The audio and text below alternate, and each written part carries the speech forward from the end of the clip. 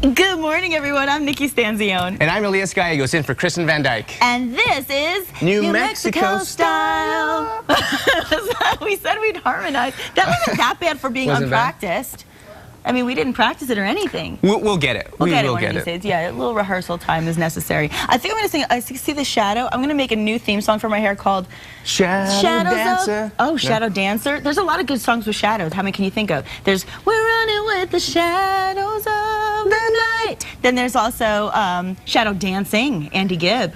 Yes, and there's also a rumor that the shadow knows. Oh, I know about the shadow. Yes, always be on your P's and Q's because the shadow's always watching. We have to add a little mystery to a Friday. People have no idea what we're talking about, but that's okay. Okay, here's something cool. Ready? Ready. It's National Doughnut Day. Ta-da! Okay, did you know that National Doughnut Day was actually started in 1938 by the Salvation Army, whose workers basically served coffee and donuts to the soldiers in the trenches during World War I? Well, I did not know that. That's the truth. But obviously Krispy Kreme does, because Krispy Kreme is celebrating by giving away free donuts. Free donuts will be served all day. The free donut offer is good for one donut per customer. And we got ours. We got ours. I mean, how do you not have a donut on National Doughnut Day? Is it good? All right, I'll eat mine during the news so I don't have to talk with my mouth full. But before we do anything else, there's something really exciting, okay? Ready for this? We want to send a huge shout out and a huge congratulations to the Rio Rancho High School students who you met right here on New Mexico Style. They were competing in Vans Custom Culture Shoe Design Contest, and guess what, everybody? They won! I'm so excited to say this. Okay, let me tell you this, Elias. This is so cool. The team beat out 900 other schools across the country, and they won the $50,000 prize towards Rio Rancho High School's art program. And do you remember when they were here? We were talking about it with them, and that is correct. Oh my gosh, how exciting is that? Those are so amazing. Right? Those are beautiful. Yeah, and they were right here, and they were so excited. They were hoping, oh, I hope we can get to finals, because last year they were only about, I think it was like 60 votes off from getting to the finals. Wow. And not only did they get to the finals, they won the whole thing. So really, huge shout out to them. Congratulations. Holla.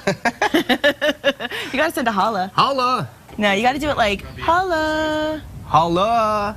No, I'll work on that. Look at that. Do you like my Nikki shirt? Nikki shirt. What does that say? It says, I love Nikki Beach. This is my shout out to my peeps in Miami. It's real. It's not even it's not like it was a monogram shirt for me. This shirt actually is one of the memorabilia shirts at the souvenir shop. So you have your own beach, wow. I have my own beach in Miami. I don't own it, but it's got my name on it, and that's nice. Okay, so now we have to check in with our good friend, KRQE News 13 anchor Elizabeth Alvarez, who I've been missing all week long. Hi, Elizabeth. Elizabeth, welcome back, Cotter. I had to take a few days to rest my voice. I had this cough that just, my voice was just done. Not good, not good. Maybe a donut will help. Hey, by the way, I've got my donut right here. Okay, good. To be honest with you, it's just for show because I've already eaten one. So anyway, let's get to your news this Friday morning. Traffic heads up for you real quick. I-25 south at Rio Bravo to Isleta remains closed due to a deadly motorcycle crash. We are told, however, that it should be reopening sometime around 8:45. So that's just in about 45 minutes or so. I-25 south at Rio Bravo to Isleta closed right now because of a deadly motorcycle crash. Also this morning, Governor Susana Martinez gets a bird's eye view of the biggest wildfire that's burning in New Mexico history.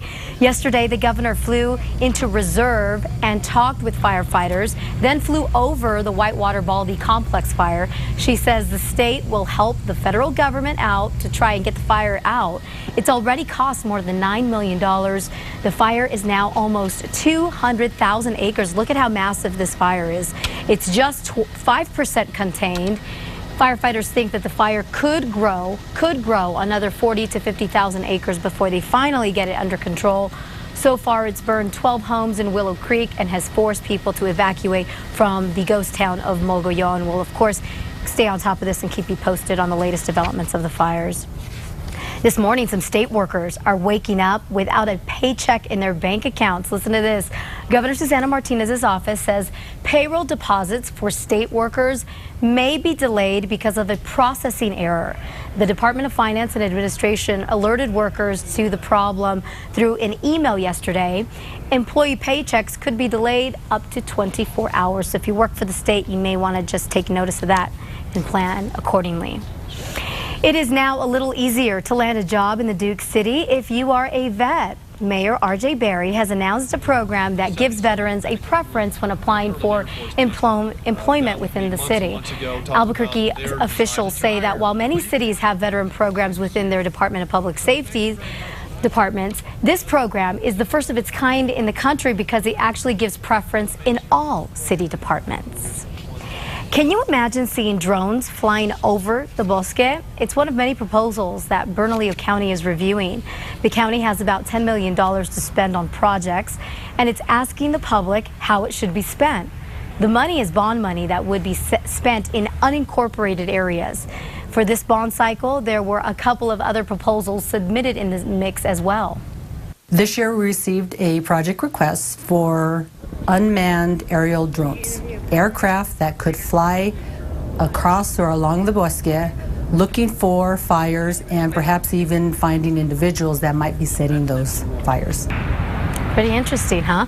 The projects are still being evaluated this morning. The county says that process should be finished sometime in the fall, and then the chosen ones will go on the November ballot as a bond question. Johnny Tapia's wife says he told her that he didn't think he would live past the age of 45. And as we all know, he didn't. He was actually 45 when they found him dead. This morning, we are hearing from her about the moments she discovered her husband dead at their home. Here's News 13's Nancy Laughlin with more.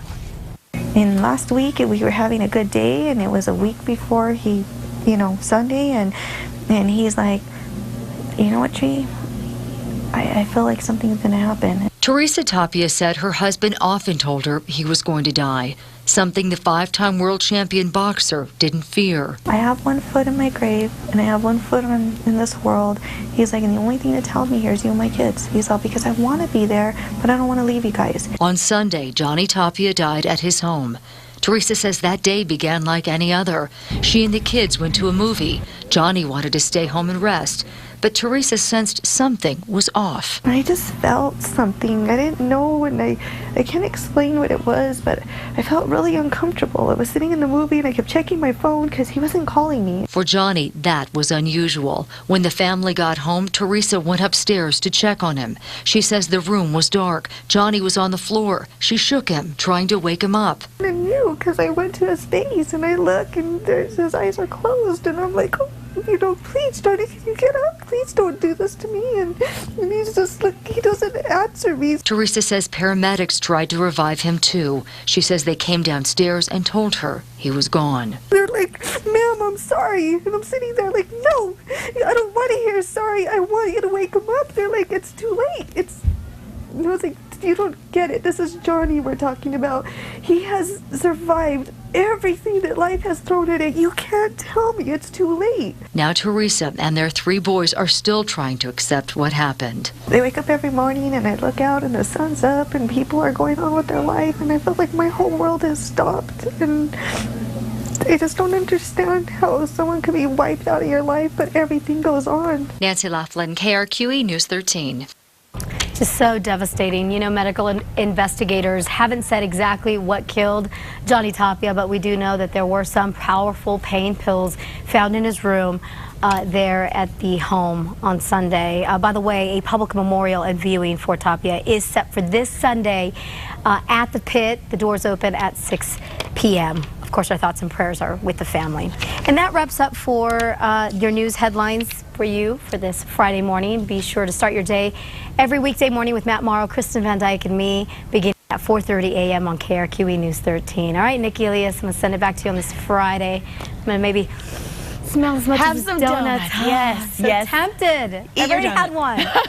Thank you so much, Elizabeth. Okay. Feel better. Rest that voice of yours. It's very valuable to us. Yes, it is. Very, very valuable. Okay, pack your bags and go on a little escape in 505 because there's a private jet with 3 of your best friends waiting for you with a 5-star weekend in Phoenix. That's right. Tonight is the first annual Night of Enchantment at Double Eagle 2 Airport. The ladies from the Q Active 2030 Club have taken over one of the airport hangars and converted it into a chic venue with food, adult beverages, and live entertainment, plus a silent auction.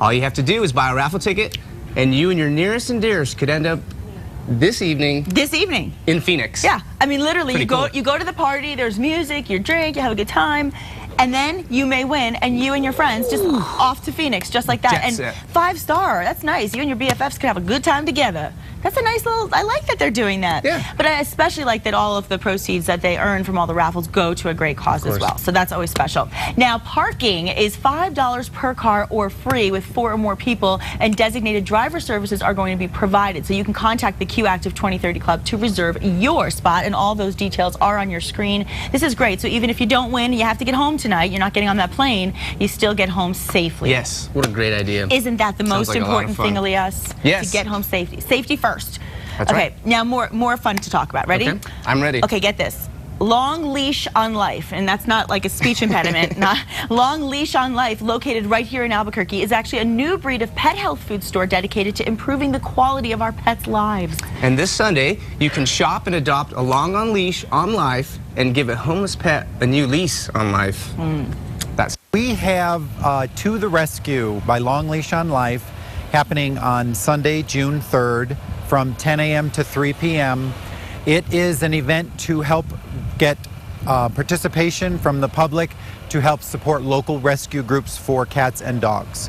Last year's event was amazing. We did $5,000 in revenue from the yard sale, and then Long Leash on Life matched that, and we totaled $10,000 to split amongst all the different rescue groups. This year we absolutely are matching the yard sale revenues dollar for dollar. It keeps them going because they completely rely on private funding to keep everything happening, all their medical and veterinary expenses, all of their food costs, and everything that to keep the dogs and cats, you know, living day to day. It's a very expensive venture for them. There's several ways that people can get involved. One of them is by donating items for the event.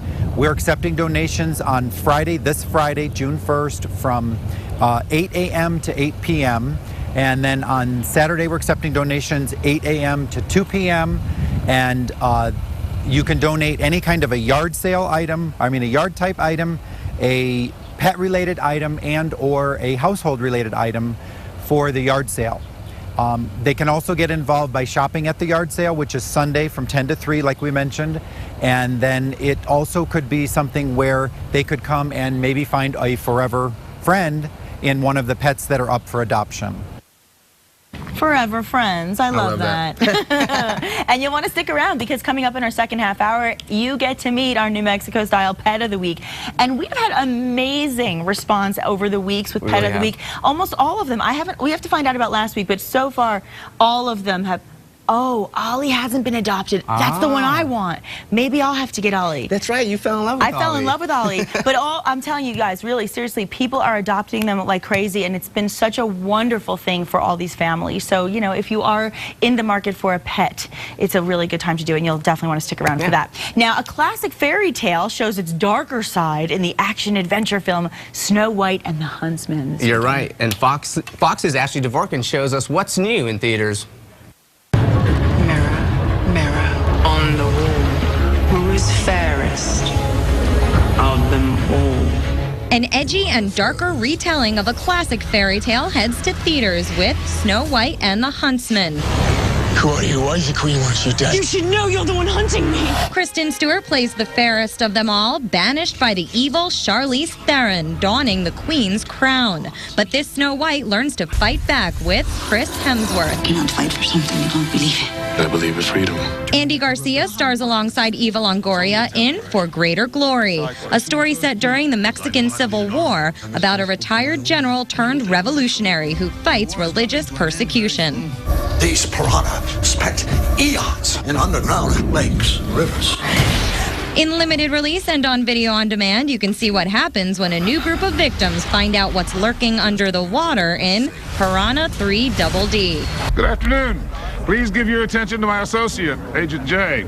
Men in Black 3 continues to fight aliens and their competition at the box office, with Will Smith and Tommy Lee Jones trying to defend their #1 spot. Gentlemen, what are you prepared to do? And the blockbuster superhero flick The Avengers continues to pack theaters. If we can't protect the Earth, you can be damn sure we'll avenge it. In New York, Ashley Dvorkin, Fox News. All right, if I ever thought about going back to New York, I'm going to re-question that because, all right, if you're going to the theater in New York City, large sodas may soon be off the menu if Mayor Michael Bloomberg has his way. Serious. The mayor's anti-obesity campaign has a new target, big gulps, and as a result, the Big Apple may soon have the toughest anti-soda laws in the country. This really upsets me. You have no idea. The proposed ban would target any sugary drink more than 16 ounces in restaurants, movie theaters, and anywhere else that those types of beverages are sold. Now, the ban would not include diet drinks, so that's okay. Dairy-based products or alcohol, and would also not extend to grocery or convenience stores. So whatever you bring to your home, you're okay. But get this, thirsty offenders could face a $200 fine. The plan needs approval from both the city's Board of Health and its commissioner. If it's passed, it could take effect as early as March next year. I am a big gulp soda drinker, but I always do drink the diet. You do. But that said, this is the thing here, I'm from there, so I know how expensive it is when you go to the restaurant, you order a drink. I mean, a basic soda could be like $3.50. You know what I mean? So if you get a large, at least it lasts you longer. Now, forget about it. You're spending more money. You know what I'm talking? Yeah, seriously. Crazy, huh? Luckily, you're not a soda drinker. Right, really. no, I stick to water, and then when I'm getting crazy, iced tea maybe. Yeah, and certainly never adult beverages, ever. Today's a good day for water and iced tea, though, right? It is, definitely. It's going to be hot out there. Let's check in with our friend and meteorologist, Mr. John Smith.